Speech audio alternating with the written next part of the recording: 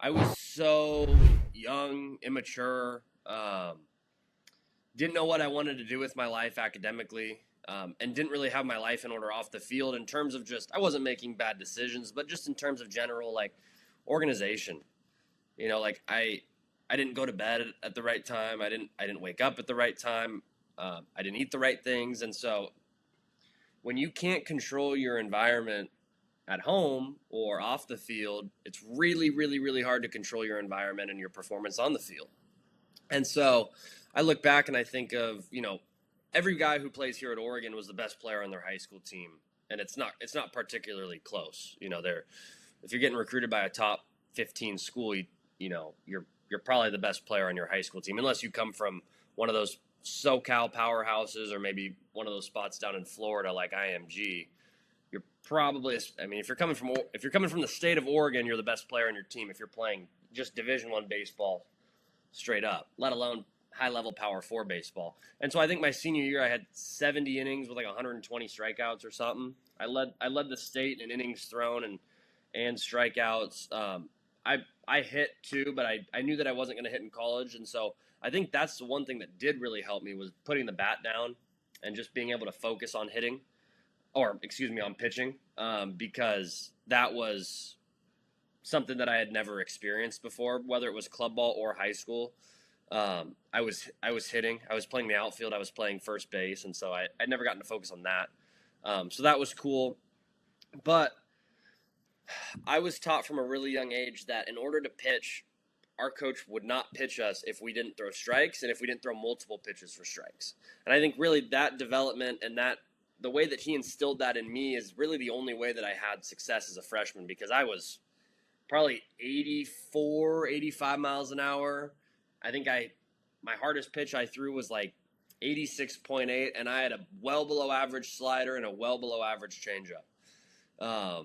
And I think I made 17 appearances, and in the back half of the season, I think I made like 11 of those appearances, including 5 appearances in the between the Pac-12 tournament, the regional, and the super regional. And so I don't I I don't really know how I could tell you how I had success. I felt like mentally I'd always had a really good mental approach to the game. And I've always been uber competitive. And so I think I just kind of willed it out of myself at times to just not lose. It wasn't even that I wanted to win. It was just that, man, if I lost, I wasn't having any of it. The feeling of losing is 10 times more powerful than the feeling of winning. Um, 90% of the time that's how it feels. And so for me, I was like, I think it was just an uber competitiveness to refuse to lose. But I also had a lot of help from my coaches at the time. My pitching coach, Jake Angier, um, was always in my corner, keeping things loose, poking fun at you when you needed to be poking fun of, but also like, hey, let's go do this. Whatever I got that day, I got that day. I'm not picking up a splitter and a curveball, between my next 2 outings. And so it's, you know, hitting's hard. Even if you throw 85, hitting can still be hard. And so it's mixing speeds, it's getting ahead in counts. And it's winning at bats one pitch at a time. And I think I did a good enough job of just throwing strikes with well below average stuff to kind of stay relevant. Um, Yes, I mean, I think I had 17 innings and 17 appearances, so I didn't make a start. It was all out of the pen, and almost everything was fairly low leverage until the end of the year. But I, I think that was really the key. It was, hey, throw enough strikes to at least be trusted to go out there again. So if you get hit, well, a lot of college coaches will live with a guy getting hit. They won't live with a guy walking 3 straight, and then you're out of the game, and someone else is in there to clean up your mess. And so I think I had kind of bought into that, but in general, I'm not really sure, because I got into some trouble with the coaching staff. I got suspended. I failed 2 classes, and so that was the moment that my career changed between my freshman and sophomore year, and I had a lot of decisions to make as far as, hey man, what do you want out of this? Because we can put you in the portal real quick. We'll help you find somewhere. We like you. We think you can be good, but you're not. you're not what it looks like to be a Duck right now. You're not acting the way that there's a standard that's been set here, and I was below that standard. A lot of people in your day and age would have entered the transfer portal when you were at the low. What gave you the courage and the belief in yourself to plant your feet and stay where you are? I truly wanted to be a Duck. Like, I wanted to embody. I played with a lot of people my freshman year that I had a lot of respect for. Um, Guys like Tyler Gannis, like Gavin Grant, Tanner Smith, guys that I really looked up to and like genuinely admired. And so I was like, I want to be like those guys. Those guys had been here for multiple years. We had a guy on the pitching staff, Matt Dallas, one of the best humans that I've ever been around, and he had a crazy collegiate journey, but he had spent the last 2 years at Oregon, and I was like, I want to be like that guy when I'm 22 years old. I want to be I want to embody what it means to be like him. Like, that's a guy that everyone respects, everyone loves, and everyone knows that when he's out there, they're behind him because they respect him. They watch his work ethic, they watch the way he goes about his business, and there's a general and a genuine belief that when he's out there, he's going to get the job done for us. Um, and so, a decision's a decision for sure. But I think I had to make that decision and be like, I'm not going to let this be me, because now that I'm 4 years in, I've seen the exact opposite with a lot of guys that have been here that have been like, hey, you have a decision to make, whether that's between freshman and sophomore year, whether that's in the middle of freshman year. I've been with a lot of guys who have been told, hey, you've got a decision to make. Their sophomore year rolls around. They didn't make that decision, or it didn't go the right way for them, and they're out of there. But, they're like, I'm headed into a draft year next year as a junior. I need leverage. I need to go somewhere that I know that I'll play. And that Oregon's not a place where you don't walk in and just say, I'm going to play. So, how have you taken kind of some of those freshman bumps in the road and now used those as fuel in a leadership role? I think I can teach a lot just from my failures than I can, if not more than I can from what's helped me succeed. But I think really I've been fortunate enough to have a lot of different roles now. I've pitched out of the pen in low leverage moments and high leverage moments. I've started midweeks. I started a conference tournament game last year. Pitched out of the pen in the biggest spot in the regional last year and didn't have any success. It was my worst outing of the year in the biggest spot. And so taking all those things, good or bad, and trying to find ways to relate to other people, and even if it's not in those same words that I see, but it's ridiculous. There's a lot of really, really, really talented young arms here. Between the freshman and sophomore class that we currently have, I wouldn't have even, I didn't have any business being a part of this class if I was coming in 4 years ago or 3 years ago now, whatever it would be. Like, no business at all. It's ridiculous. And so, but something that I do know by being in college baseball is how mental performance and the mental game of baseball, especially as a pitcher, is so overlooked because everyone's the best player in high school. You don't need mental performance if you can throw 94 by everyone's barrel in high school and nobody can touch you. Like, there's nothing that goes wrong. Like, mental performance is giving yourself opportunities to quickly get out of that yellow light, red light phase and get back into a green light, flow state, confidence type feel. Well, in high school, I don't think you really need that, because if you're like, so many of these guys are the best in the league that they played in. And so there's no investment in it at a young age. And also, right, when I say you don't need that, I'm saying, like, when I was in high school, I would have said the same. Like, I would have been like, oh, I don't need that. Like, what do you mean meditation or breath work before a start? Like, that's dumb. Like, what? And now I'm looking back and I'm like, wow, that's the biggest part of my routine now, is mental visualization, or watching your own highlight reel before a start, or finding a breath release between both good and bad pitches, or turning a page after every at bat. Like, it doesn't matter. It's one pitch at a time. And so taking all those things into, um, into conversations with guys young or old, but a lot of those young guys too. It's like, hey man, like I know that feeling of being sped up when we run a pick play, like, or balking because, hey, it's first and third. You thought it was first and second, so you did an inside move to second. Like I've been there. I know how you feel. Or hey, you forgot the bunt play. Like you forgot the bunt coverage. Like good. We were sped up. We need to be able to slow down. And so those conversations happen daily. They happen at lunch. They happen in the locker room. They happen between or after bullpens. I had a conversation with a left-handed freshman today about metrics. And I was like, look, I use metrics for really one thing, and it's just more so I know how to command my pitches. And when I'm getting feedback on pitches, I let the hitters get feedback. Like if I'm throwing a pitch and it's getting crushed, well, I should probably change that pitch or change the location.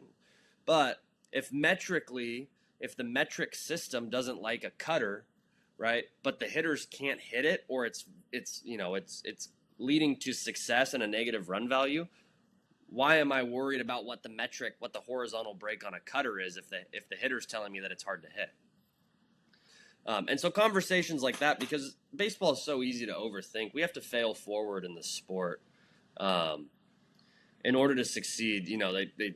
Failure is, or to lose is to learn. There's a lot of different sayings, a lot of different ways people say it, but I think just those conversations, they come up so naturally too, which is the fun part, because I don't think anyone's actively searching for it. I'm not having guys coming up to me and being like, yo, help me with this. It's just like, it happens. We make eye contact. We talk about it. And it's awesome because I'm not the only guy there too. We have some older guys who are very experienced with a lot of innings and that are very good and have much better stuff than I do and throw much harder than I do.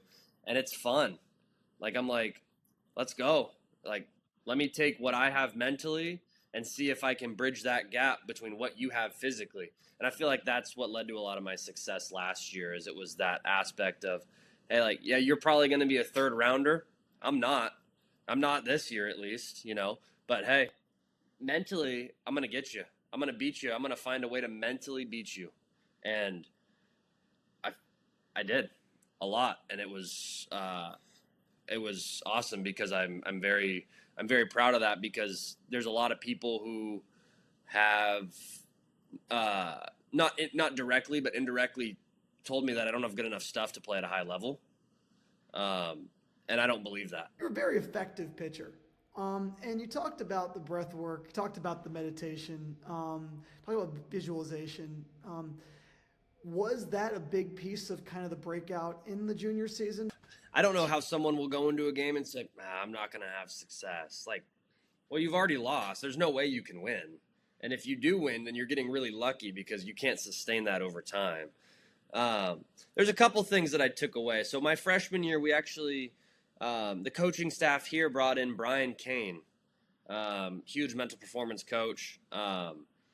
And a lot of what we did as a freshman, I was like, I don't know. And so I implemented a little bit in game and in some stuff. But again, like I said, I was young, I was immature. I didn't really fully buy into it. I did it because I knew that if I did it, I probably did it more so because someone would notice it and be like, oh, he's matured or slowed down, or, he's under control.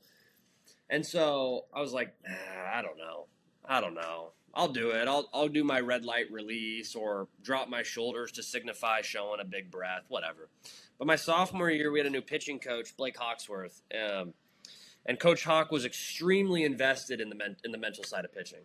And I just dove right in, didn't care what was going on.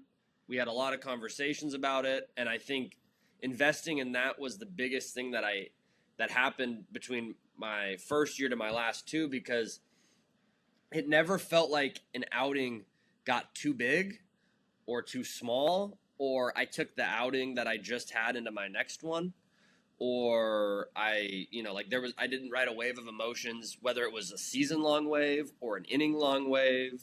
It always felt like I was truly just one pitch at a time, one inning at a time, whatever it may be. And I was always very, very present. Like I don't have a lot of very vivid memories of pitching my freshman year, like specific, like watching myself throw a pitch to a specific batter.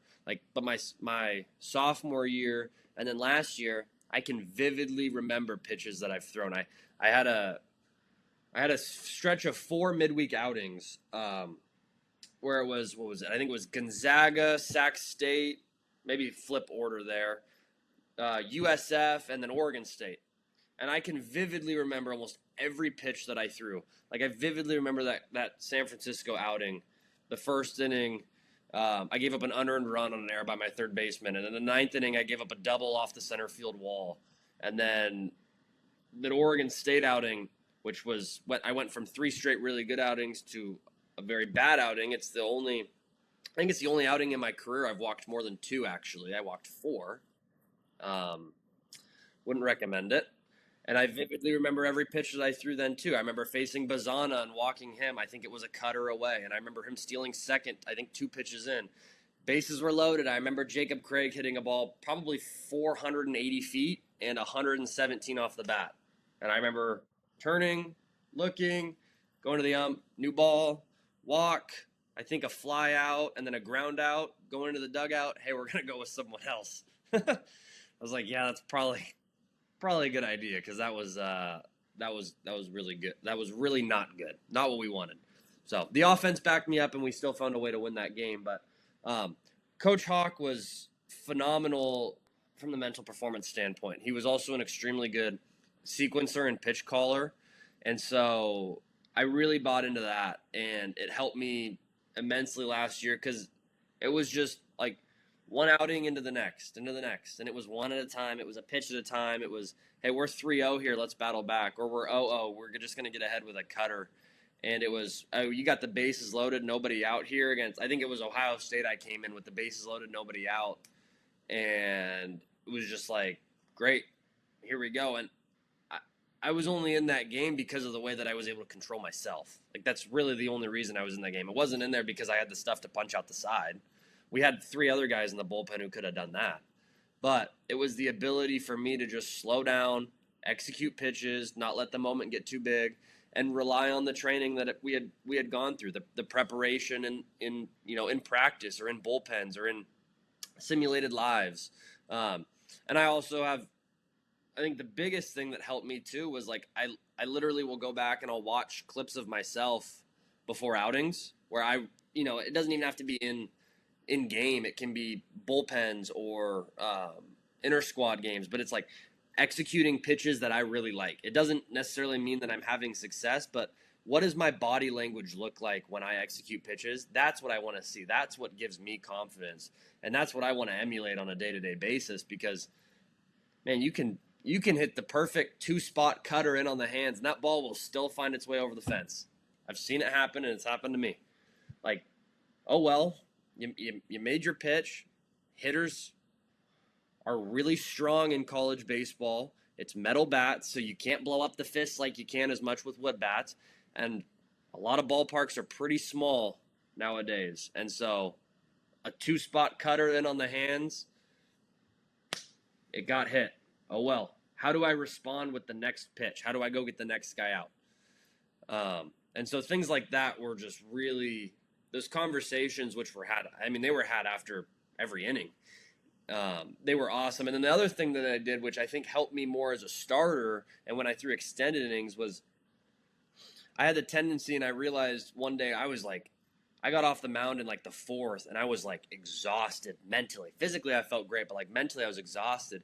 So I went back through my routine, and I was like, what was I doing that makes me mentally exhausted? And I realized, well, it was because for an hour-and-a-half bus ride, I had headphones in the whole time, completely locked in and disengaged from whatever was happening around me. All I was doing was just bobbing my head, focusing on pitching. Well, you get to the field, and as an away team, you have 2.5, maybe 2 hours to first pitch, probably more like an hour 45 to 2. So that's an hour-and-a-half plus 2 hours. You're at 3.5 hours, and you haven't even thrown a pitch in a game yet of being mentally locked in that whole time. That's really hard for the human mind to do that. I was like, why am I getting so tired? And I realized, well, you're trying to lock in for over 3 hours. Like, just lock in when you're on the mound. Like, and so I changed my routine. My next start, bus ride, hanging out with the guys, present, playing cards, playing, whether it's like playing Clash Royale on your phone. Like, we did just anything but just being isolated. Get to the field, same thing. Have the pregame snack that's there for us, hang out with the guys. My routine starts in warm-ups, boom, now I'm locked in. And it eliminated like 2.5 hours of like trying to be mentally, not even strong, just mentally locked in. It allowed me to just like be loose and feel like I was just another guy. And then I took the same thing into my between innings. Like, there's a lot of guys who I've seen or that I've emulated or watched on TV that are like, don't talk to me between innings. Like, I'm stern, I'm staring at the ground. And I tried it and I was like, I can't do this. Like, if I throw 5, 6, 7 innings and I'm locked in between 7 half innings and I'm just staring at the ground, that's going to do more bad than it is good. And so it would get to the point where I was like, I wasn't on the rail, I was sitting down, but it's like I was chatting with guys as they came through. I talked to my pitching coach, talked to my catcher, talked to my buddy. Hey, can you grab me a plyo so I can get my arm moving around? Or you got a athletic trainer. Hey, Cody, you got any gum? Like, can I get a piece of gum? Stuff like that to just allow myself to relax and not feel like I just had to constantly be in this competitive mindset, because once I sustained that for like probably 5+ innings, I was gone by the 5th. There was just no way that I could maintain that, because I think as humans, especially nowadays, we have such a short,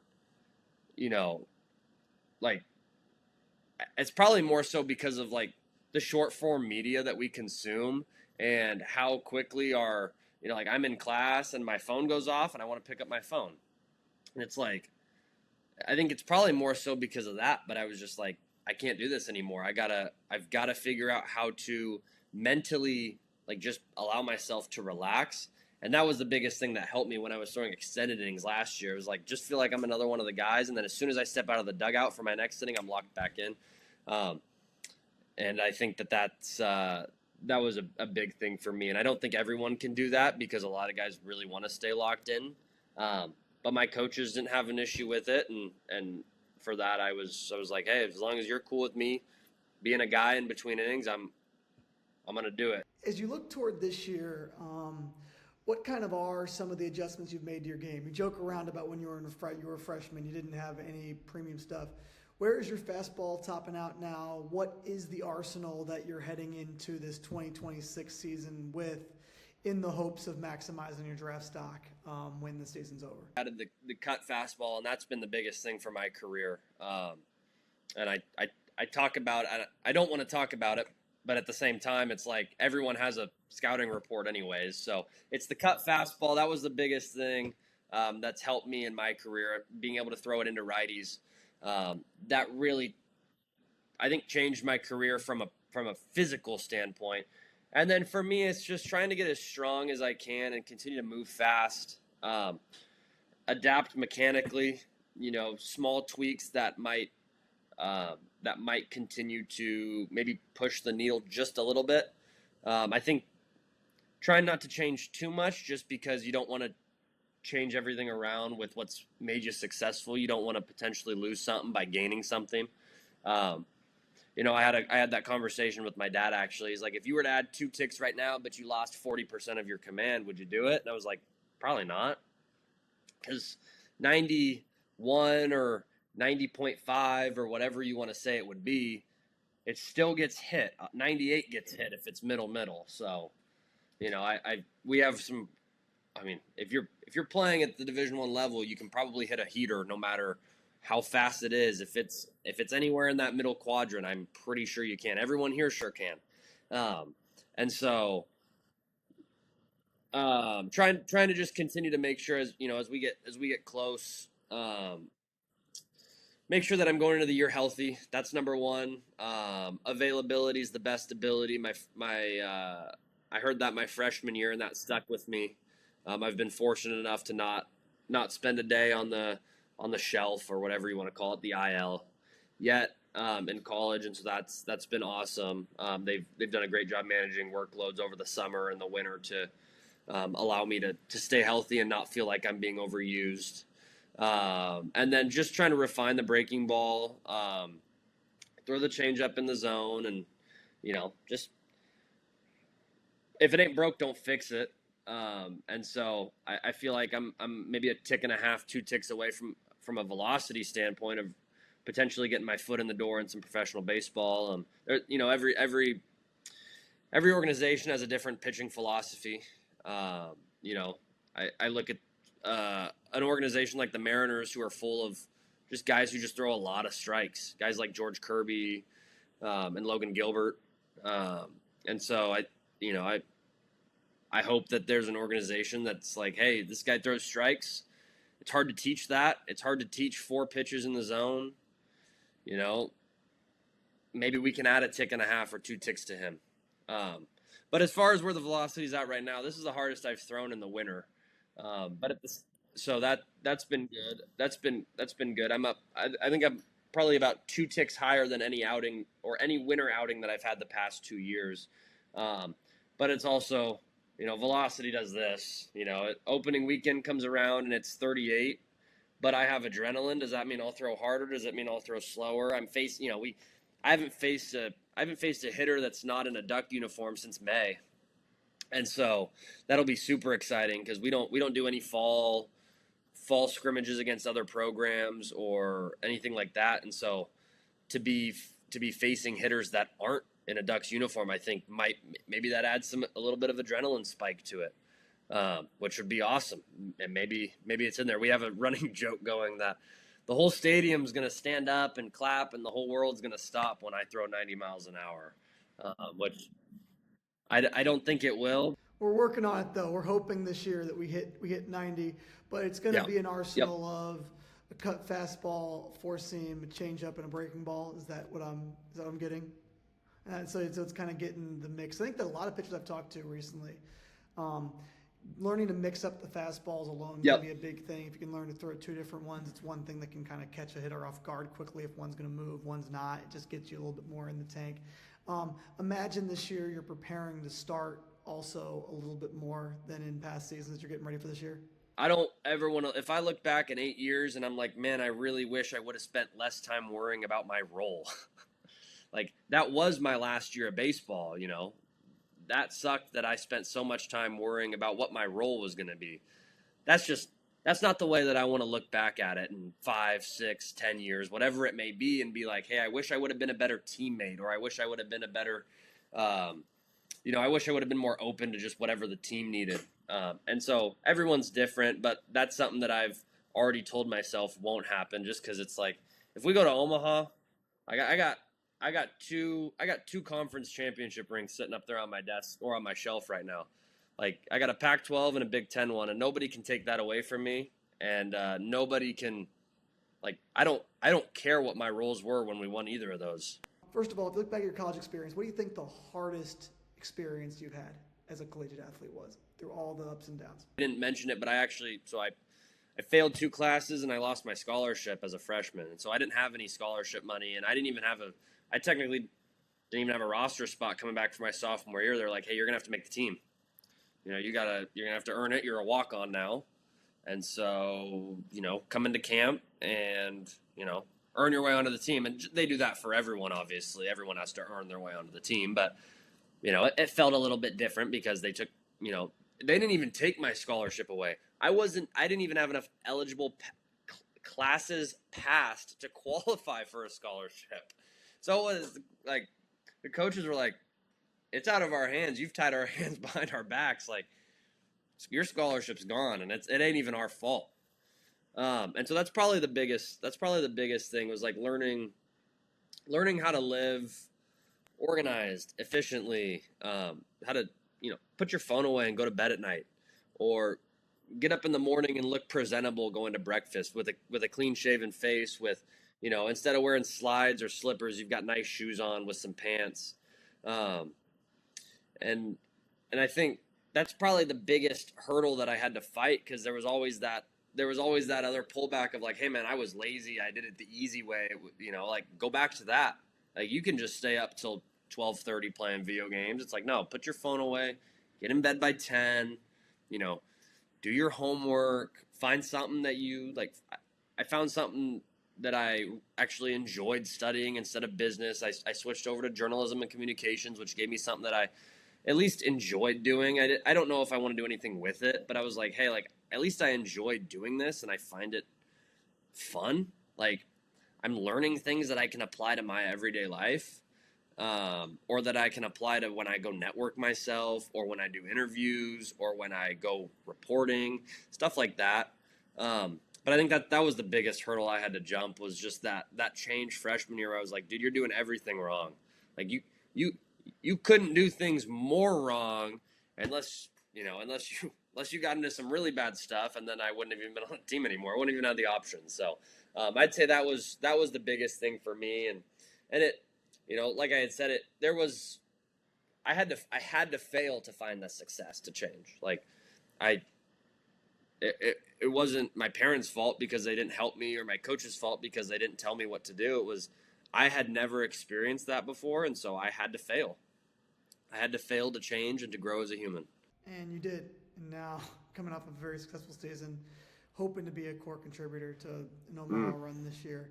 And then, kind of next thing on the other side of that, what was the most fun you've had as a Oregon Duck? Because Freshman year, super regional, game one, Oral Roberts at home, first super regional we'd hosted in 10 or 11 years. And we get down, our starter I think it was a flexor injury. So he goes down in like the third and throwing like 70 pitches. Another guy comes in, one of my best friends too, Dylan McShane, can't find the zone, little bloop down to right. We're down 8-0 in the top of the third. Yep, so they had the longest win streak in the country at the time, and we had I think the second longest win streak. I think our win streak was 11 games at the time. And we're down 8-0, and I'm sitting in the bullpen, and no idea the magnitude of the moment at the time. I'm like, oh, we're in a super regional. This is cool. Like, at home, this is just the norm, right? No. Like, you don't, when you're 18 years old and a freshman and you're just told to do what to do, you're just told what to do. You say yes, and you go along with it. And now I'm like, going into my senior year, I'm like, man, I would give anything to host a super regional at home next year with Omaha on the line. I want it so bad. And so we're down 8-0, and slowly we chip away, and I go out there and I finish the third inning, and I go back out there for the fourth inning, and I got a ton of family there, and we chip away. I think we score one in the bottom of the third and maybe four in the bottom of the fourth. I think maybe we go solo homer, 3-run homer. And so they take me out because the deficit got cut in half, and they go to one of the older guys, and we just throw up, the pitching staff throws up 0 after 0 after 0, and I think we tie it in the seventh at 8. And the place is just a madhouse. The student section's tops off, paint on the chest. The place is going absolutely nuts. And we get another 0 in the 8th. They throw 0 up on us. We throw a 0 up in the top of the 9th. And they bring in one of their better guys, and I think he went walk, and then we went sack bunt, and the runner at second got thrown out at third. They brought in a pitcher who ended up getting drafted by the Braves. I think his name was Denton. Again, here you go with my memory. And he makes a really good play on a bunt PFP that Betcher bunted it, and we got thrown out at third. And so it was first and second, 1 out, and Drew Callie's at the dish. Riku's at second. And if on a base hit you weren't throwing him out, and he slashes a ball through the right side. On ESPN, you can see Sabine Ceballos' bat like helicoptering through the air as soon as the ball's hit, and the place is just going bananas. We're sprinting to center. Coolest moment. Obviously, because I pitched 2 innings and I threw up 2 zeros. Like you really felt like you had something. And then just the fight and the belief that my freshman year, that unit was the tightest clubhouse I've been around yet. And just in terms of like, just the way they go about things and the relationships, it was the least talented team I've been on. And I wouldn't even say it's particularly close. But that team got an out away from Omaha, at home, and we ran the table with nobody expecting us to do anything. We had a pitching staff full of young. I mean, I think we had 9 freshman arms that year that combined to throw like, I think, over 200 innings, if not well more. And so that was it. When you leave Oregon, what do you want your legacy to be as a Duck? Legacy is a word that's actually used in the program, and I would say it's not thrown around loosely. When I think of Duck legacy, I think it, Tanner Smith, Jacob Walsh, some of the names that I already gave, Matt Dallas, RJ Gordon, guys who I'm like, looking back, I'm like, man, by the time that it's all said and done, I'm probably going to have played here with a minimum of 6 big leaguers in my 4 years, minimum, at the very least, which is crazy. I want, I want to be remembered as someone who never quit. And I think my coaches would say that about me as far as just from a competitive mindset. It's always in there, whether, I feel good or not. I always act differently than how I feel, and that's something that we take a lot of pride in as a pitching staff as well. It's like, hey, you might be sick, you might not be feeling it, maybe it's just not there today, but hey, nobody knows that except for you. Nobody can see that unless you show it, and so go out and act differently than you feel. But I really just want to be remembered as a good human, who really had the right intentions, and as someone that's looked back on and being like, yeah, that guy, I liked being around that guy. Like, that guy was a blast to be around. It's a quality human. The guy did things the right way, and like I've said, that's someone who upheld the standard of what it means to be a Duck and what it means to play for Oregon baseball.